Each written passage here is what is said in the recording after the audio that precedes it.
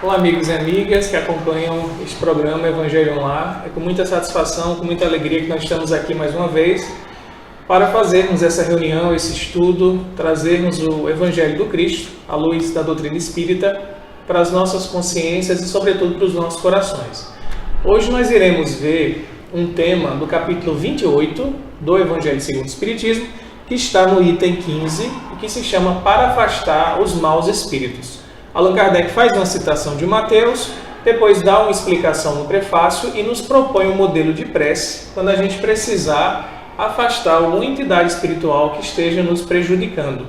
E hoje nós temos a companhia de dois queridos amigos, o Lívio Lima, aqui da Federação Paraibana, e o Vicente Gaioso, que trabalha no Leopoldo Cirne, um centro muito parceiro também na nossa Casa Mater aqui da Paraíba.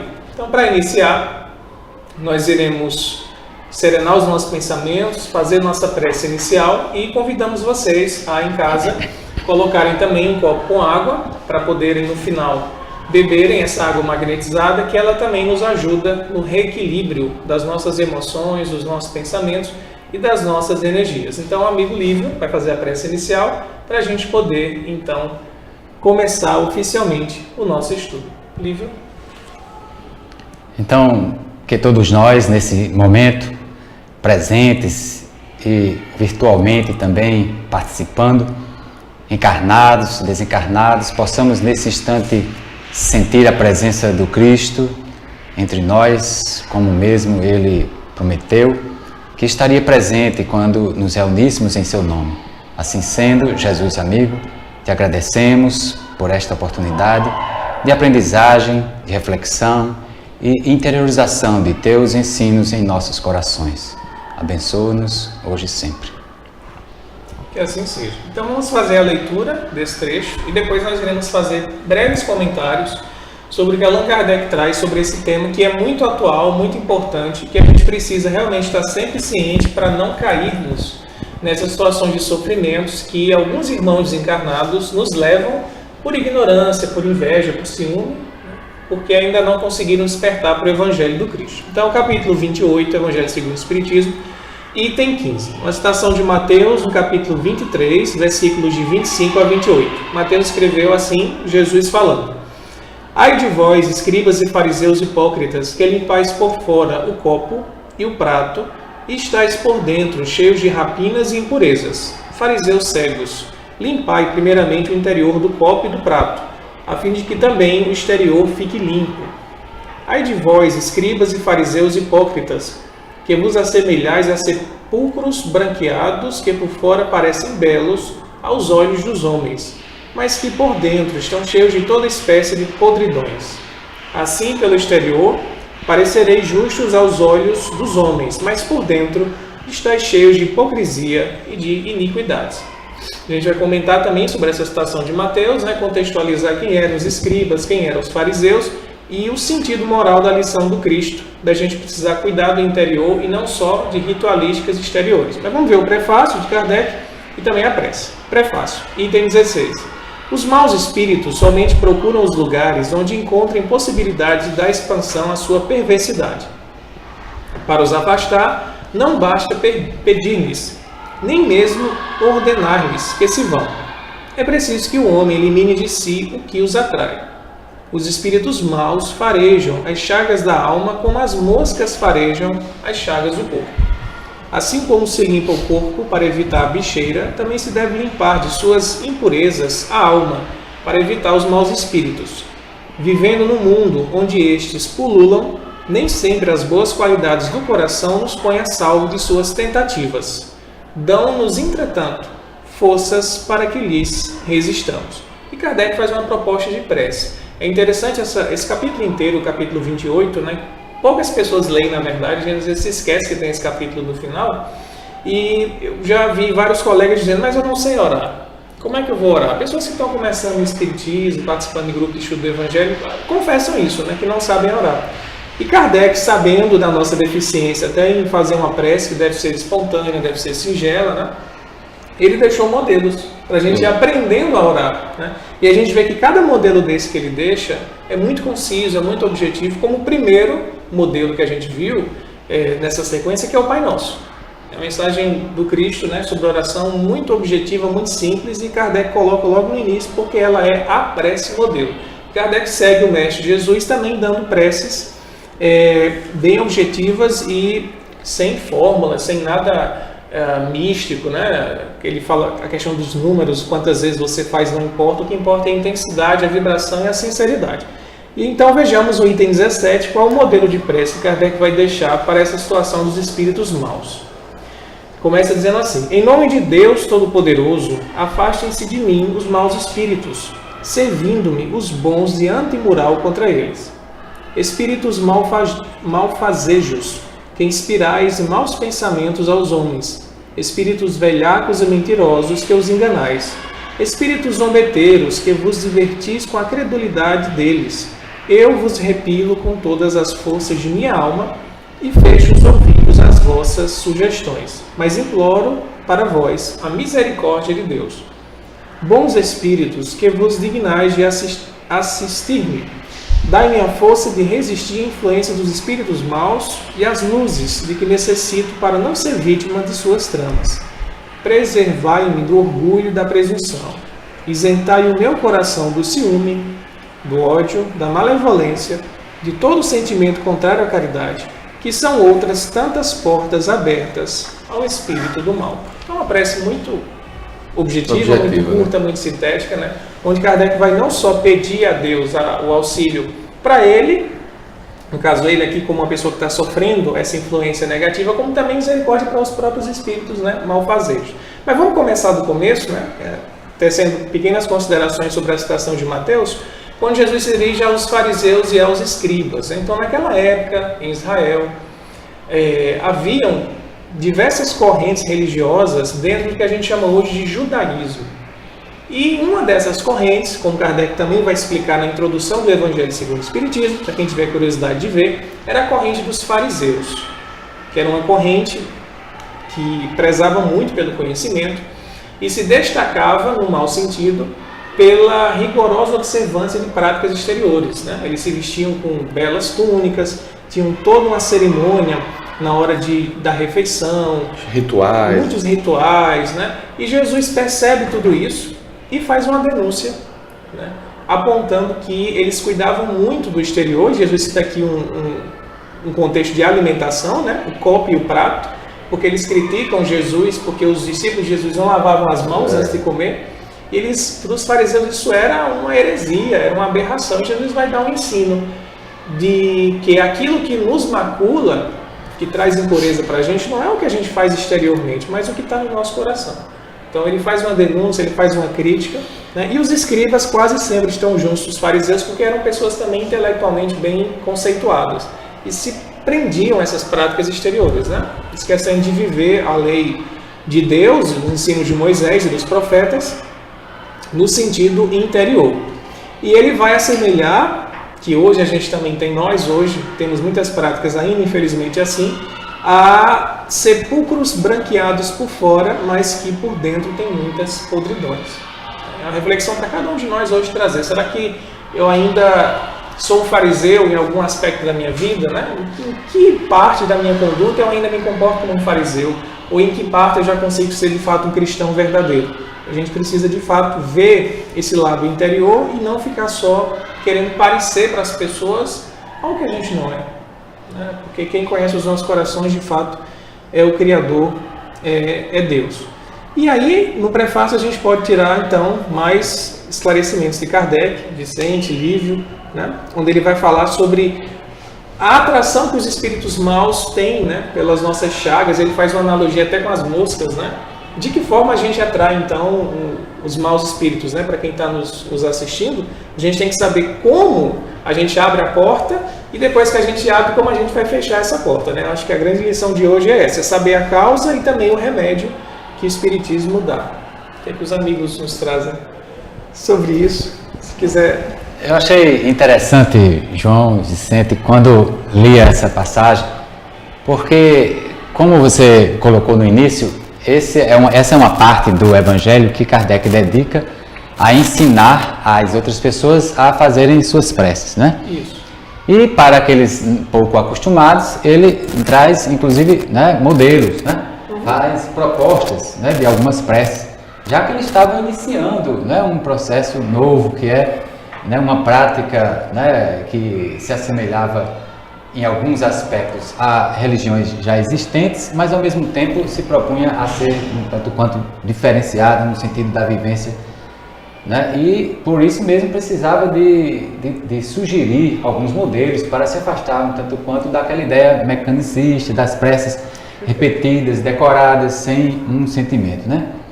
Mas ao mesmo tempo, a gente percebe também aí, na forma como Kardec escreveu, que ele tinha uma preocupação também acerca de quem iria estar lendo essas preces, porque o modelo a gente sabe que pode se adequar a determinadas pessoas e a outras não, né? Num determinado modelo de prece.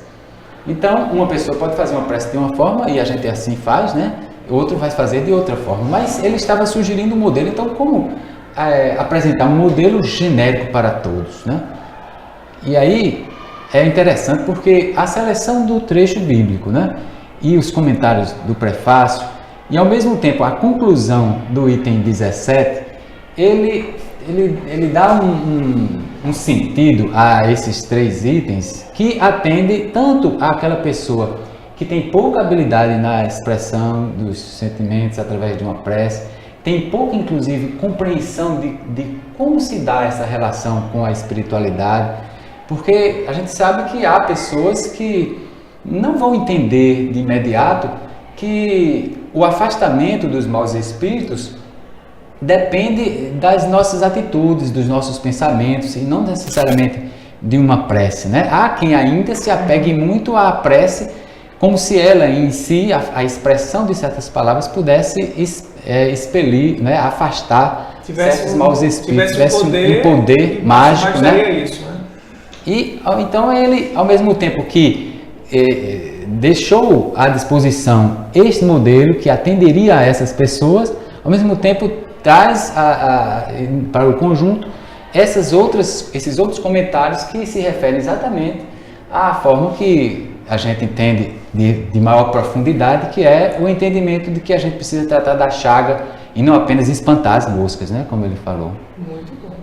Eu entendo que a proposta aqui de Kardec, trazendo sempre Jesus como modelo e guia da humanidade, faz com que a gente possa, analisando esse trecho de Mateus, Jesus trazia sempre sabedoria a respeito de analogias, copos, pratos, túmulos, né?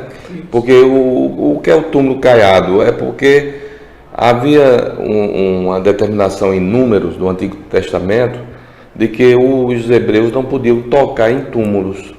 Então, no mês de Nissan, que é o mês da Páscoa, 30 dias antes, os hebreus eles tinham a obrigação de passar cal nos túmulos, para que as pessoas vendo de longe não pisassem ou tocassem neles, para se tornarem impuros. Isso é uma determinação de Números. E então Jesus sempre trazia algo prático para que compreendessem. Eles eram muito ignorantes, então ele trazia o campo, a semente, o copo, o túmulo, para que a gente pudesse, para que chegasse a sabedoria que ele queria, a mensagem que ele queria passar, a mensagem moral, não é? Então, o que tenho visto nessa passagem é que a atração desses espíritos maus vai depender do indivíduo. Se o indivíduo está orando e vigiando, como Jesus propôs, ele afasta a possibilidade do ataque desses obsessores, desses espíritos maus ou equivocados. Então, nós vamos ver que o remédio para o afastamento desses espíritos maus é exatamente a conduta moral do indivíduo. Se você está numa vibração com o Evangelho de Jesus, vigiando e orando, então você vai naturalmente criar um psiquismo que não vai deixar que os espíritos maus se aproximem. E sim, os bons, o seu guia, enfim, tudo de bom, de positivo. Muito bom. E se o indivíduo continua cada vez mais seguindo essa orientação, né, que você comentou, termina que ele vai chegar no nível de que os espíritos maus serão atraídos sim, né, mas por outras razões, né? Sim. Por um sentimento de compreensão, tal, ou levados por algum outro amigo espiritual, e ao chegar diante dessa pessoa que já está naturalmente agindo de acordo, né, com os ensinos do Cristo, essa relação já será outra, né? Essa relação com o espírito mal já será totalmente diferenciada, porque ele não mais temerá a presença do espírito mal, né? Muito ao contrário, né? Ele vai assumir uma postura, né, desenvolvendo o amor com aquele ser, com aquela entidade. O fato é que a gente sempre, né, se orienta também nesse sentido, né? Sem dúvida. E a gente sabe que na prática nós somos oscilantes. Nós temos vibrações altas e baixas, altas e baixas. Então, nessa vibração, quando cair, eles aproveitam. Então, é por isso que é importante a vigilância e oração. Para que a gente possa recuperar-se. Porque nós caímos, todos nós caímos em vibração. E aí eles se aproveitam aquela oportunidade para nos atacar, para nos... Exatamente. Kardec, no finalzinho do prefácio, ele diz assim: no mundo que a gente vive, pululam, né? Então é abundante a presença dos espíritos maus. Lembrando que na classificação que Kardec fez dos planetas, o nosso mundo, o planeta Terra, está na categoria de mundo de provas e expiações, e uma das características desse tipo de categoria, desse tipo de mundo, é a predominância do mal. Sim. Então, no nosso mundo ainda predomina a maldade, predomina a ignorância, predomina as más paixões. Então, a gente está cercado disso. Aí ele diz: nem sempre as boas qualidades do coração nos põem a salvo de suas tentativas. Então, aquela pessoa pode ser super correta, super ética, como a gente vê na história da vida dos chamados santos, né? E mesmo assim sofrem assédios. Sofrem assédios. Então, assim, é mais do que necessário oração e vigilância, né? Jesus deu já o recado para a gente ter 24 horas, 100% do dia essa oração, porque mesmo sendo um espírito bom, o meio em que você se encontra, ele não é favorável. E os espíritos maus, eles não são tímidos, como diz a codificação, eles atacam mesmo. E aí Kardec vai perguntar, né, à espiritualidade superior, por que eles fazem isso? Porque Deus permite a gente receber ataques dos espíritos maus, para testar nossa paciência, para nos pôr à prova, né? E é o livre-arbítrio. Até um certo momento eles têm uma ação sobre nós, quando aquilo passa do ponto, a espiritualidade toma conta, afasta, mas cabe a nós fazer nossa parte primeiro, né, para que seja neutralizado. Só abrindo um parênteses, né, para quem não está tão acostumado assim com os termos espíritas e com a doutrina espírita, quando a gente fala espíritos maus, a gente deve entender que é um ser que não está mais no plano físico, está no mundo espiritual como nós. Ele foi um ser humano. Então não há ideia aqui de um ser demoníaco, de um ser que foi criado por Deus para o mal, ou de um anjo rebelde que, por vontade própria, quis, né, bater de frente com Deus e está perturbando o mundo inteiro. Essa ideia de diabo, Satanás, a gente não tem essa ideia de personificação do mal na doutrina espírita. Os espíritos maus são espíritos como nós que transitoriamente, momentaneamente, por ignorância, por revolta, por problemas afetivos, por inveja, estão nessa vibração do mal. Sim. Mas eles vão, né, pela educação moral, pela regeneração, conseguir chegar no estado de lucidez espiritual. Então não há, na nossa interpretação espírita, nenhum ser destinado fatalmente ao mal, nenhuma figura diabólica, como algumas tradições religiosas vão propor, né? A ideia aqui é de que são todos iguais, todos nós somos espíritos, com diferentes graus de consciência, uns agindo já no bem, infelizmente, e outros ainda praticando atos contra a lei de Deus, que são atos classificados como maldosos, né? Quando você infringe essas leis divinas, né? Então, fechado esse parênteses, a gente pode voltar aqui para o texto. Eu acho muito interessante e muito propício, né? Kardec era, como o Lívio muito bem viu, um grande pedagogo, ele didaticamente dispõe os assuntos do texto.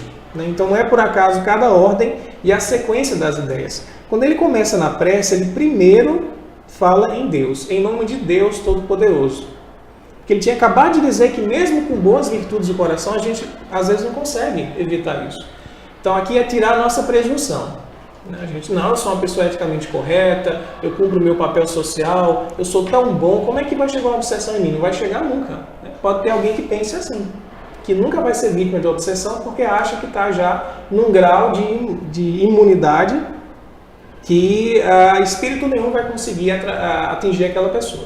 E Kardec começa com humildade, em nome de Deus Todo-Poderoso. Quando a gente for fazer a prece, não é assim, eu que sou uma pessoa boa, você já está com orgulho e com pretensão, como tem aquela oração do publicano, né, e do fariseu. Né, o publicano batia no peito dizendo, Deus, eu sou pecador, e o fariseu estava lá se orgulhando, não sou como esse aí, eu sou bom, e Jesus critica. Então a primeira coisa é a humildade, saber que todo poder vem de Deus Todo-Poderoso, e é a partir de Deus que a gente vai receber o auxílio para afastar os maus espíritos. Né? E aí ele pede para que eles sejam afastados e que o mural, né, contra eles sejam os bons, como o Vicente falou. Porque a gente, ao mesmo tempo que afasta uma categoria, a gente vai querer atrair outra. Né? Mas nessas nossas oscilações, Vicente, que a gente tem na vida, né? A gente vê muito hoje situações relacionadas ao aspecto de afeto, de depressão, de ansiedade. Sim, né? A psicologia está falando muito sobre isso. E a gente vê muitos casos de depressão causadas por obsessões espirituais. Sem dúvida. Como é que a gente poderia entender isso no Espiritismo e a prece como auxílio, né, para sair desse estado? É verdade. A depressão, que é uma doença do século, aí nós temos vários casos que provocam até o suicídio, com muita frequência. Temos aí dois aspectos que Joana de Ângeles, a mentora espiritual de Divaldo Pereira Franco, nos deixa claro na sua série psicológica que deve haver o cuidado paralelo entre o tratamento espiritual e o tratamento da medicina tradicional. Então, não largar a psiquiatria, a psicologia, para fazer só o tratamento espiritual, que as casas espíritas oferecem. Então, fazemos os dois ao mesmo tempo. Então, através desses tratamentos, você vai utilizar-se de vários instrumentos, como, por exemplo, a água fluidificada, não é? As palestras, os passes magnéticos, e, paralelamente, você pode procurar o apoio psiquiátrico ou psicológico. Então, é através desses dois instrumentos que a gente vai saindo daquela situação de depressão, não é? Então essa é a orientação que Joana de Ângeles nos dá. Muito bom. Lívia, comentar mais alguma coisa que lhe chamou a atenção? Eu estava aqui lembrando do momento quando você falou da importância de estarmos 24 horas atentos, né, à importância da oração e da vigilância. O espírito não dorme, então... Sempre alerta, sempre alerta. Sempre alerta, né? Aí eu estava pensando exatamente, se significaria eu ter que ficar fazendo uma prece o dia todo, como é que é? Como é que boa pergunta, né? A gente está vendo nesse capítulo 28, a coletânea de prece, como Kardec vai nos mostrar que a prece verdadeira é que vem do coração com sentimento. Então não precisa a gente estar separando horas do dia, nem passar 24 horas de joelho, né?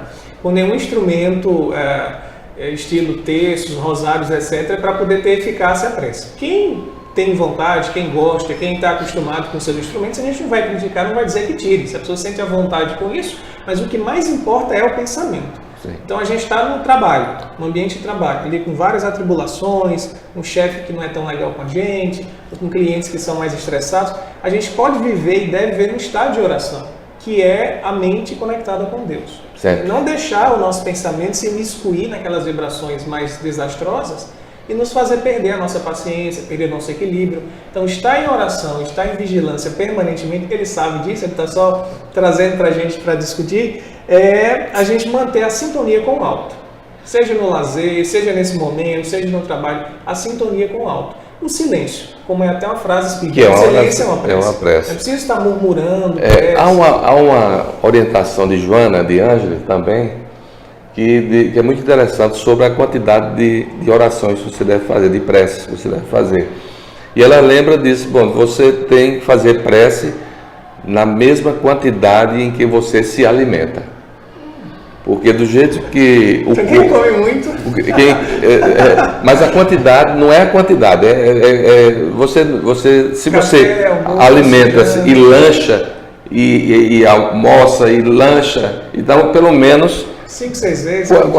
4 vezes, 5, 6 vezes você entrar nisso quando se sentir para baixo, né? Sim. Mas basicamente Joana é quem orienta que seja pelo número de vezes que você se alimenta.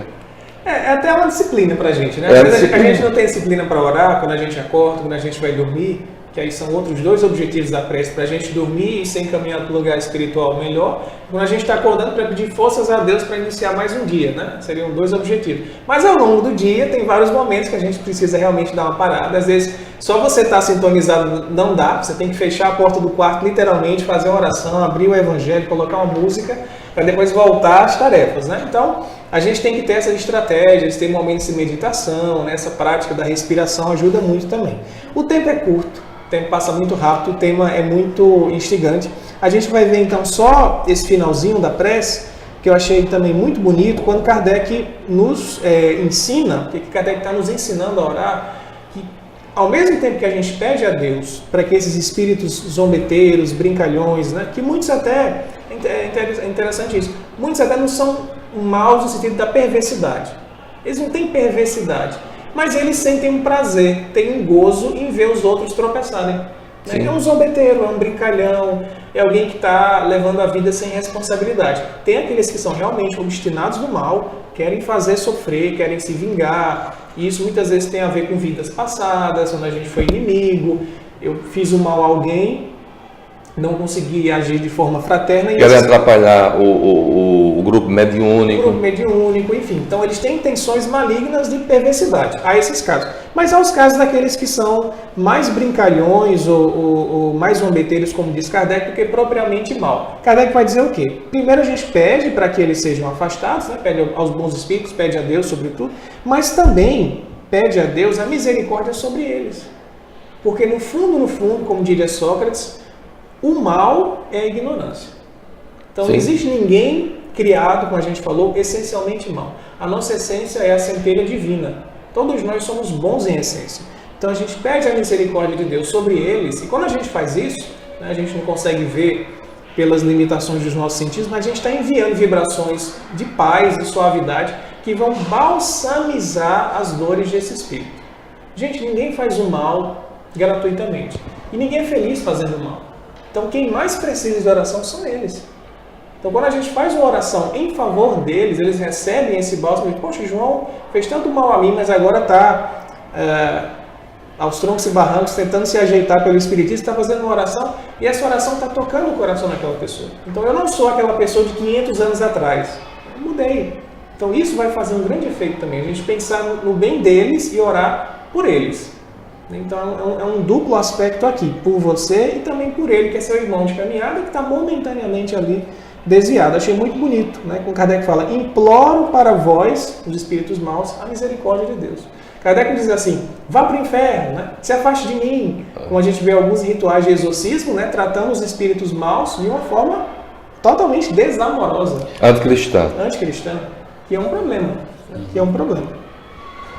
Mais algum ponto que a gente poderia destacar ou podemos ir para as considerações finais? Acho que sim. Pode ir? Pode ir. Então, Lívia, faça por favor, aí Vicente faz a dele e já faz a prece. O que é que você daria de recado final para os nossos telespectadores do YouTube? Eu acho que a essência aí, não é, da passagem, que é a da gente se preocupar com o nosso interior, né, se diferenciando dos fariseus, que se preocupava excessivamente com as exterioridades, com os formalismos. Nós, que já estamos no 3º milênio, né, precisamos estabelecer uma nova relação na existência, seja, né, com o nosso próximo, conosco mesmo, com o planeta como um todo, sendo efetivamente aquilo que a gente prega, aquilo que a gente deseja, procurando sempre diminuir cada vez mais essa distância, né, entre o falar e o fazer. Assim sendo, né, nós estaremos indiretamente e de forma verdadeira estabelecendo uma relação amorosa com esses espíritos ainda ignorantes, né, que possamos nesses casos, né, muitas vezes dentro das nossas possibilidades, auxiliá-los sempre que for possível. Muito bom, Vicente. Bom, então aqui lembrando Jesus, que ele nos diz que não é o que vem de fora que faz mal ao homem, e sim o que vem de brota de dentro para fora. Então vamos aprender a extrair de dentro de si o que de melhor a gente pode fazer aos outros, o que gostaria que os outros fizessem conosco, e amar a Deus sobre todas as coisas. Então aprender a orar através do sentimento mais sublime que Jesus nos ensinou, através de uma prece sincera, com muita fé,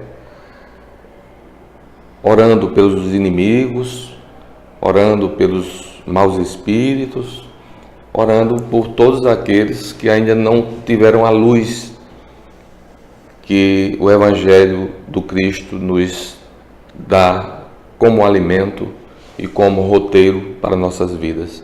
Então, através da prece e da vigilância, ou seja, na conduta moral, que nós devemos aplicar o que nós aprendemos com o Evangelho. Muito bom. Então vamos exercitar isso fazendo a prece, agradecendo a Deus, né? Vamos lá. E já agradecendo a todos que nos acompanham e que permaneçam, né, nessa série de estudos que tão bem nos faz na nossa educação moral. Mestre Jesus, aqui reunidos em Teu nome, estivemos aqui debatendo alguns dos princípios morais que nos deixaste como o maior tesouro que alguém poderia deixar na humanidade. Um tesouro que ladrão nenhum rouba, que não dá ferrugem nem traças.